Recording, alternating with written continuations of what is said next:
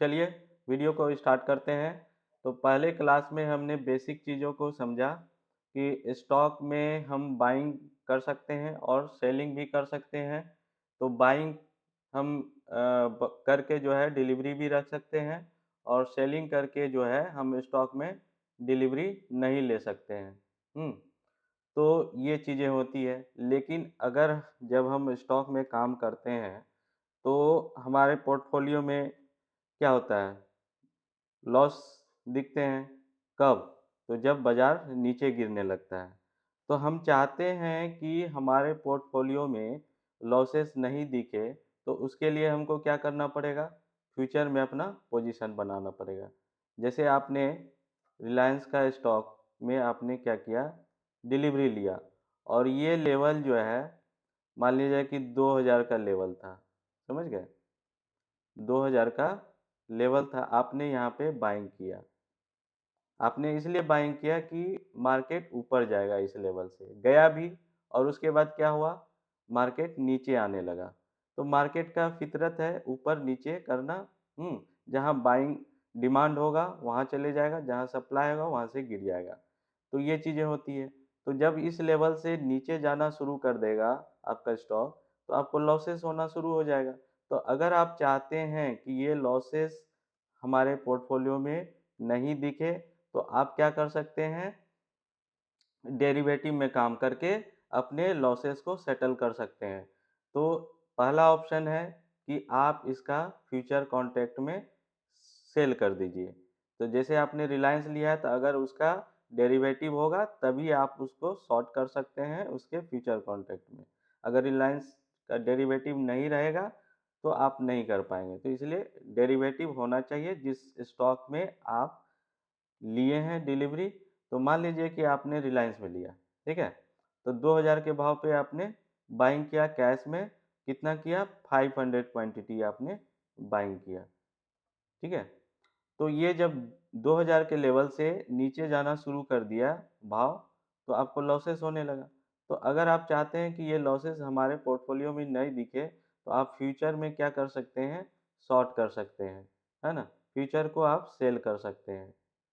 Future को cell कर सकते हैं। तो एक लॉट बाय डिफ़ॉल्ट कितना है फ्यूचर में? तो ये चीज़ें हम बता दिए हैं बेसिकली। 500 का होता है, तो रिलायंस में 500 है, तो आपने कैश में भी 500 ले रखा है। तो क्या होगा कि अगर 100 पॉइंट गिरा, है ना, आपके रेट से 100 पॉइंट गिर गया, तो 2000 पे लिए हैं, 1900 आ गया भाव गिर के, तो क्या हुआ? 100 पॉइंट का आपको नुकसान हो रहा है। तो 100 पॉइंट का नुकसान होने का मतलब क्या हो गया? 50,000 का नुकसान, है ना? 50K। तो 50,000 कैश में नुकसान होगा। तो फ्यूचर जो इस भाव से बेचे हैं, तो फ्यूचर में क्या होगा? 50,000 का आपको प्रॉफिट होगा। होगा ना? 50,000 का प्रॉफिट होगा, इसमें 50,000 का माइनस। तो नेट टू नेट क्या हुआ? ना ही प्रॉफिट ना ही लॉस। तो ये आपका सेटल हो गया, मतलब आप लॉस में नहीं रहे। तो 50,000 आपको फ्यूचर के जरिए हो गया, है ना? तो ये कर सकते हैं फ्यूचर। दूसरा क्या कर सकते हैं? दूसरा ऑप्शन है, ऑप्शन में आप काम कर सकते हैं। जैसे आप कैश में डिलीवरी लिए हैं, तो अगर ये 2000 के लेवल से नीचे जाने लगा, तो आप एक पुट बाय कर सकते हैं एट द मनी। 2000 स्ट्राइक का है उसका, ये आपको जाके देखना पड़ेगा ऑप्शन चेन में कि कौन सा भाव जो है अभी चल रहा है, उस भाव का एट द मनी जो है, ये सब डिस्कस करेंगे ऑप्शन के क्लास में, फ्यूचर के क्लास में। तो अभी बेसिक बेसिक आप समझ लीजिए। तो जब इस भाव से गिरना शुरू होगा, तो आप एट द मनी जो है आप एक पुट ऑप्शन ले सकते हैं। तो पुट ऑप्शन मान लीजिए कि 100 रुपये के प्रीमियम में मिला, है ना? तो आपको 100 रुपये के प्रीमियम से मिला, तो जो आपका इन्वेस्टमेंट होगा, तो वो आपका क्या हो गया? हेजिंग हो गया उस तरह से, उसमें आपका। तो आप पुट, लेकिन आपका इसमें जो है कि कैपिटल कम लगेगा क्योंकि आप पुट ऑप्शन ले रहे हैं। तो फ्यूचर में कम से कम जो है आपका 1.25 से लेके, हाँ, 1.5 तक का आपका मार्जिन लगता है। और कैश में आपका कितना लगता है? आपको पहले क्लास में आपको समझा दिए हैं। तो अगर आप नहीं देखे हैं वीडियो, तो फर्स्ट क्लास में जाके जो है देख लीजिए। तो उसमें हम आपको बताए हैं, बता देते हैं फिर भी। तो 7 साढ़े 7 लाख का जो है कि आपका कैपिटल लगा था कैश में। तो उससे जो है जस्ट आपको यहाँ पे हम बताए भी हैं कि 100% कैपिटल लगता है आपको कैपिटल मार्केट में, इक्विटी मार्केट में, और जस्ट उसका जो है कि 13 से 15% जो है आपका फ्यूचर मार्केट में मार्जिन लगेगा। और यहाँ जो जितना लगा 15% लग रहा है, तो उसका 7-8% 10% मान लीजिए हार्डली आपको ऑप्शन में लगेगा। तो बहुत कम आपको मार्जिन देना पड़ता है यहाँ पे। तो ऑप्शन में सबसे कम मार्जिन लगता है। तो ये चीज़ें हम बता दिए हैं। तो इस तरह से आप क्या कर सकते हैं कि डेरिवेटिव के जरिए आप अपने कैश में जो होल्डिंग करते हैं, तो उसको आप इसके साथ जो है कि अपने लॉसेस को कम कर सकते हैं। तो बेसिकली क्या है कि डेरिवेटिव मार्केट जो है इसीलिए आया कि आप जो कैश में काम करते हैं, तो उसको प्रोटेक्ट करने के लिए जो है फ्यूचर ऑप्शन है। लेकिन अभी क्या हो रहा है कि आपके पास होल्डिंग नहीं है, कैश नहीं है, फिर भी आप क्या कर रहे हैं, उस स्टॉक के फ्यूचर ऑप्शन में आप बाइंग सेलिंग कर रहे हैं। तो जब इसकी एक्सपायरी आती है, तब आपको क्या बोला जाता है कि आपको सेटलमेंट करना पड़ेगा। तो ये ये चीज़ें लास्ट जब एक्सपायरी होती है, तो उस समय फेस करना पड़ता है। तो उससे पहले आपको क्या करना पड़ता है, पोजीशन को स्क्वायर अप करना पड़ता है। अगर नहीं करेंगे तो आपको कैश में डिलीवरी लेना पड़ेगा। समझ गए? तो 3 कॉन्ट्रैक्ट चलते हैं। तो ये सब चीज़ें हम बताएंगे डिटेल से डेरिवेटिव के क्लास में। तो और दूसरा हमने क्या बताया कि बैन पीरियड, है ना? तो बैन पीरियड जो होता है वो स्टॉक के लिए होता है। अगर उसमें 95% पोजीशन डिलीवरी चला गया, तो वो बैन में चला जाएगा वो स्टॉक। बट ये चीज़ें जो है जो लोग इंडेक्स में काम करते हैं, तो उसमें बैन पीरियड का सामना नहीं करना पड़ता है, फेस नहीं करना पड़ता है। तो इस चीज़ को बेनिफिट जो है कि मिलता है इंडेक्स ट्रेडर वाले को। हम्म अगर आप कोई स्टॉक में मान लीजिए पोजीशन लेना चाह रहे हैं, बट वो बैन में चला गया, तो क्या होगा कि आप उस स्टॉक में बाइंग नहीं कर पाएंगे। तो उसके लिए आपको वेट करना पड़ेगा। जब वो बैन पीरियड से बाहर होगा, यानी 80% उसका ओपन इंटरेस्ट जब गिर जाएगा, तब जाके है वो बैन से बाहर होगा, तब आप उसमें डिलीवरी लेके कर सकते हैं काम। तो देखिए ये चीज़ें आपको कहाँ से मिलेगा, बैन तो करेंगे तो आपको ये प्लेटफॉर्म मिल जाएगा। तो वीडियो लंबा ना हो इसलिए हमने पहले खोल के रखा है। तो इसमें जब खोलेंगे तो आप इनसाइट में चले जाइएगा। इनसाइट में जाने के बाद आपको दिखेगा नीचे एफ.एन.ओ बैन, तो यहाँ पे आप क्लिक कीजिएगा। तो जो भी स्टॉक बैन में होगा, इन बैन, यहाँ देखिए कॉलम बना हुआ है इन बैन। तो अगर जिस डेट में आप काम कर रहे हैं, है ना, तो उस दिन में जो है उस डेट में कौन से स्टॉक बैन में है, तो जो स्टॉक बैन में होगा तो वो लिस्ट आपको यहाँ मिल जाएगा। और अगला कॉलम क्या है, पॉसिबल इंटर। तो ये सब पॉसिबल है कि ये सब स्टॉक जो है कि बैन में जा सकता है। तो ये उसका लिस्ट है। तो बैन आप समझ गए कि जब 95% पोजीशन जो है डिलीवरी जाएगा, तो वो स्टॉक का बैन में चले जाएगा। तो ये सब स्टॉक जो है कि लिस्ट है, पॉसिबल है कि ये बैन में जा सकता है। और जो बैन से बाहर होगा उसका लिस्ट आपको यहाँ दिख जाएगा, है ना। तो ये साइट को आप विजिट कर सकते हैं बैन के लिए, जिस दिन आप काम करना चाहते हैं। ठीक है। तो चलिए अब नेक्स्ट चीज़ को हम समझ लेते हैं। देखिए मैं ये सब चीज़ें आपको बेसिक बेसिक चीज़ें बता रहा हूँ, है ना। तो मार्केट, अगर आप स्टॉक मार्केट से पैसा कमाना चाहते हैं, तो बेसिक चीज़ों को पहले आपको समझना होगा डिटेल में, तब जाके है आप चीज़ों को समझते हुए आप काम कर सकते हैं। चलिए देखिए, सबसे पहले क्या देखेंगे कि सेक्टर को समझिए। तो टोटल सेक्टर जो है वो हमारा कितना है, 15 सेक्टर है। देखिए सबसे पहला सेक्टर जो है, जो सबसे हैवी वेटेज रखता है, वो है हमारा फिनंशियल सर्विसेज। कितना वेटेज है इसमें, 36.33% का वेटेज है। दूसरा हमारा है oil gas and consumable fuels का, कितना वेटेज रखता है, 10.12% का वेटेज रखता है। तीसरा हमारा है इंफॉर्मेशन टेक्नोलॉजी, इसमें कितना वेटेज है 9.91%। ये लेटेस्ट अप टू डेट है 31 अक्टूबर 2025 का है, तो ये रिवाइज होते रहता है, समझ गए। तो आपको गूगल कीजिएगा तो ये सीट मिल जाएगा। चौथा क्या है ऑटोमोबाइल एंड ऑटो कंपोनेंट्स, इसका कितना वेटेज है 6.80% का वेटेज है। पांचवा कौन सा है fast moving consumer good sector है, जिसमें कि 6.7% का वेटेज है। छठा है टेलीकम्युनिकेशन, कितना वेटेज है 4.75% का वेटेज है। सातवां है हेल्थ केयर 4.22% का वेटेज है। आठवां है कंस्ट्रक्शन, इसका वेटेज कितना है 4.01। नौवां मेटल एंड माइनिंग 3.83% का वेटेज है। दसवां कंज्यूमर सर्विसेज का कितना वेटेज है 2.76% का वेटेज है। 11 पावर सेक्टर से है जो कि 2.46% का वेटेज है। 12वां क्या है कंज्यूमर ड्यूरेबल्स, कितना है वेटेज 2.27% का वेटेज है। 13 कंस्ट्रक्शन मटेरियल, कितना है 2.14% का वेटेज है। 14 सर्विसेज, कितना है 1.95%, ये सब में कम है। Capital goods 1.76।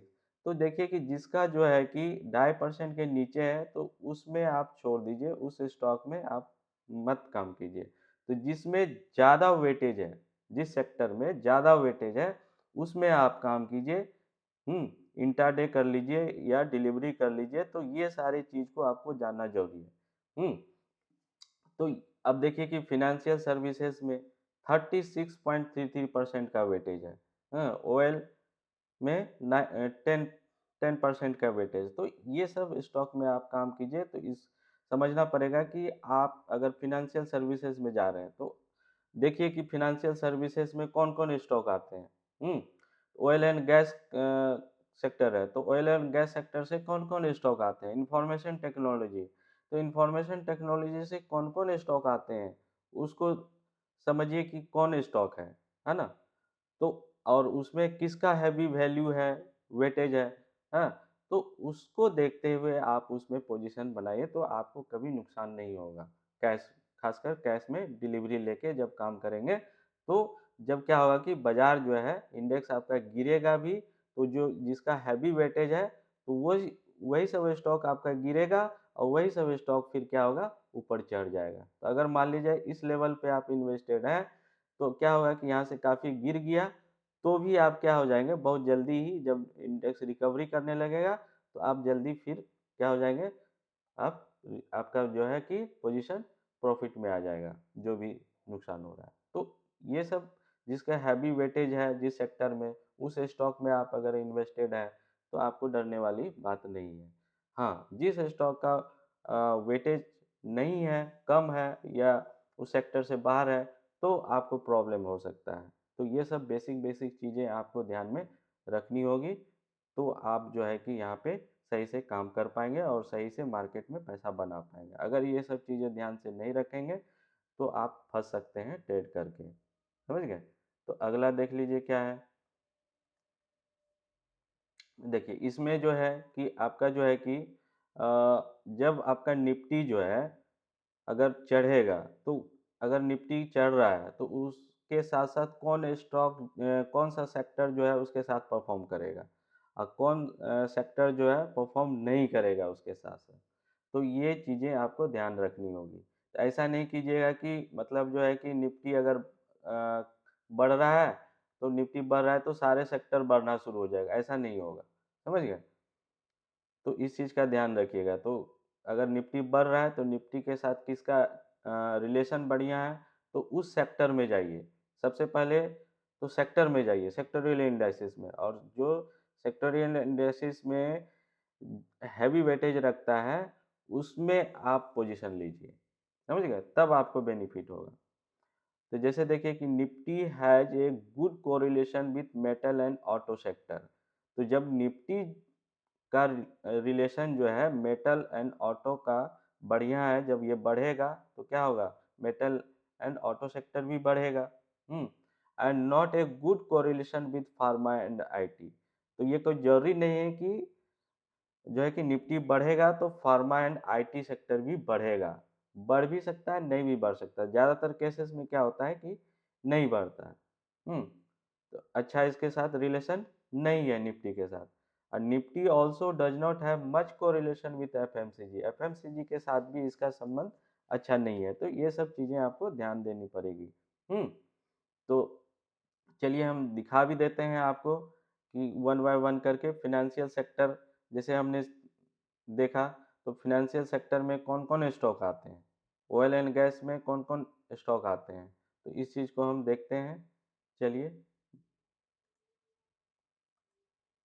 देखिए, एनएससी के साइट पे हम चल जाएंगे, ये सब लिंक दे देंगे, आप वहाँ से विजिट कर सकते हैं। तो समय ज़्यादा लगेगा तो इसलिए हम तो पहले खोल के रखे हैं। तो देखिए ऑटो सेक्टर, तो ऑटो सेक्टर पे आप चले गए, सेक्टोरियल इंडाइसिस में जाइएगा यहाँ पे, है ना। तो आपको यहाँ पे मिल जाएगा निफ्टी ऑटो। तो निफ्टी ऑटो में आप देख लीजिए कि कौन कौन स्टॉक जो है कि आपके आते हैं ऑटो सेक्टर में। तो यहाँ पे एक कॉलम है वैल्यू इन करोड़, तो इसको आप कर लीजिए, जो अरेंज कर लीजिए कि जिसका सबसे ज़्यादा है तो वो ऊपर आ जाएगा। तो अब देखिए किसका है, तो T M C V, T M P V, Motherson, है ना। उसके बाद एम एन एम, उसके बाद हीरो मोटो है, हीरो मोटो है। उसके बाद आयशर मोटर है, बजाज ऑटो है, मारुति है, टीवीएस मोटर है, अशोक लीलैंड है, भारत फोर्ज है, बॉस है, एक्साइड है ना। तो ये सब स्टॉक जो है क्या है, ऑटो सेक्टर में आते हैं। तो ये सब चीज़ें यहाँ से आप देख सकते हैं कि कौन कौन स्टॉक जो है कि ऑटो सेक्टर से हैं। उसके बाद देख लीजिए कि एफएमसीजी, है ना। तो एफएमसीजी में देखना है कि कौन से स्टॉक आते हैं एफएमसीजी में। तो इसको अरेंज कर लीजिए, हाँ, वैल्यू इन करोड़। तो एफएमसीजी में कौन है, आईटीसी है, हाँ, ब्रिटानिया है, हम्म, गोदरेज सीपी है, हिंदू यूनिलीवर है, टाटा कंज्यूमशन है, बीबीएल है, मैरिको है, डाबर है, नेस्ले है, रेडिको है ना। तो ये सब स्टॉक है, कोलपाल है, यूबीएल है। तो ये सारे स्टॉक दिए हुए हैं एफएमसीजी से हैं। तो इसमें किसका हैवी वेटेज है, तो उसमें आप काम कीजिए, है ना। निफ्टी आईटी, तो निफ्टी आईटी में देखिए कौन कौन स्टॉक आते हैं। हम्म तो इसको फिर अरेंज कर लीजिए, इन्फोसिस है, टीसीएस है, एचसीएल टेक है।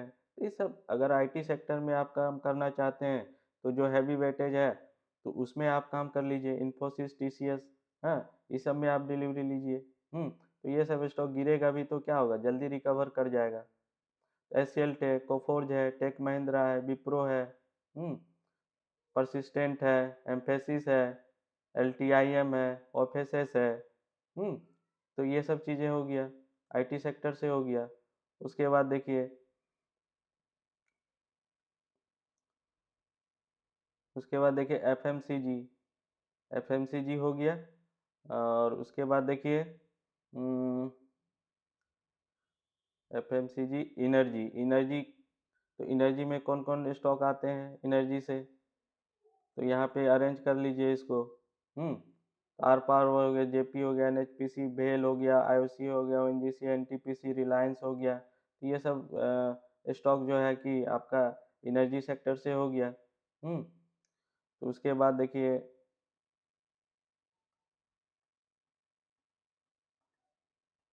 एक मिनट,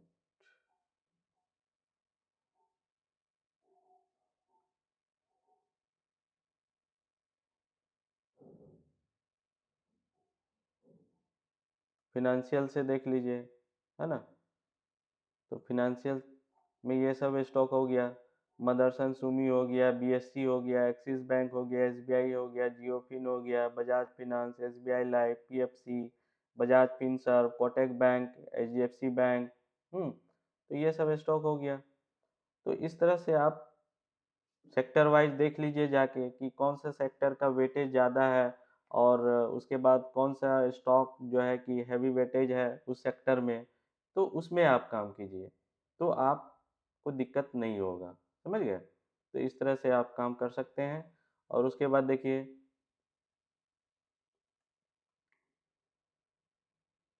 और इसमें और एक चीज़ है कि आप जो है कि टॉप 10, जैसे ये टॉप कंस्टिट्यूएंट 10 जो है कि ये सबसे ज़्यादा वेटेज है ना?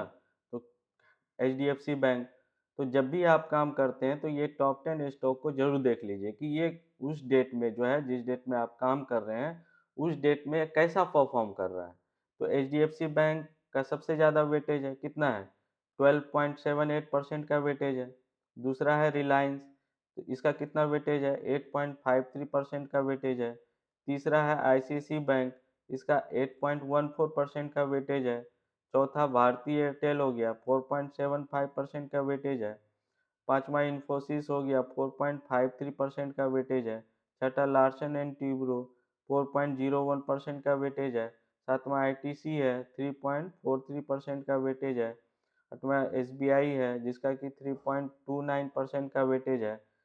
उसके बाद एक्सिस बैंक है, 2.99% का वेटेज है। 10वां टाटा कंसल्टेंसी सर्विसेज है जो कि 2.65% का वेटेज है। तो ये 10 को तो आपको डेली देखना ही देखना है कि मतलब ये किस डायरेक्शन में जा रहा है, अप जा रहा है, डाउन जा रहा है ना? तो ये हैवी वेटेज है निफ्टी 50 का।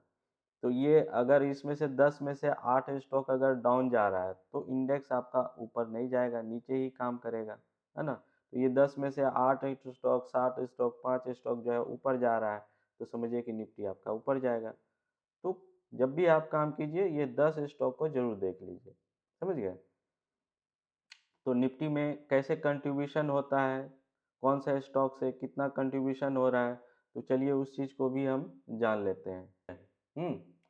तो कितना स्टॉक जो है पुलर रहा, मतलब मार्केट को ऊपर लेके गया, ड्रैगर्स कितना रहा मार्केट में। तो निफ्टी 50 में कितना स्टॉक है? 50 स्टॉक है।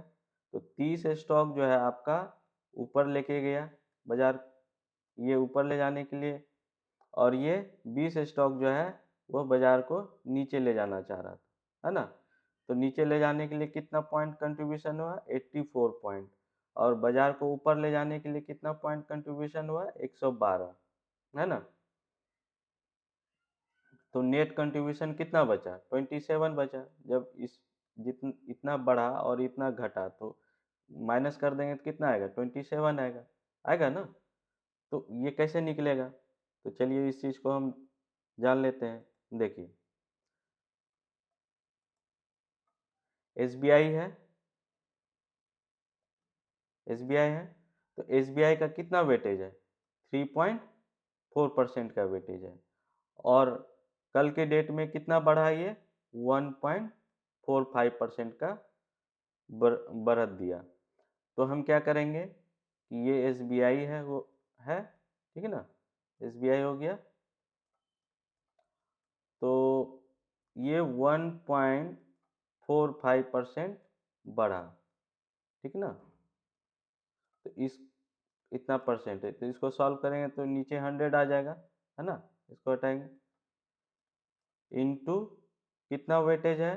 3.4% का वेटेज है, 3.4, है ना? 3.4% वेटेज। तो इसको भी हम सॉल्व करेंगे तो क्या हो जाएगा? नीचे 100 हो जाएगा, इनटू, देखिए निफ्टी कल जो है कहाँ क्लोज हुआ था, तो उस वैल्यू को लेना पड़ेगा, है ना? तो चलिए ले लेते हैं, 25,884 का लेवल है ना? 25,800, एक 25,884, 884, 25,884। तो जब इसको सॉल्व करेंगे तो इसको सॉल्व कीजिए, 1.45 इंटू 3.4 3.4 इंटू 25,884, 25,884, है ना, डिवाइडेड बाय 1, 2, 3, 4, 40, कितना हो गया? 12.76 है ना। तो इस तरह से वैल्यू निकलता है, समझ गए इस चीज को।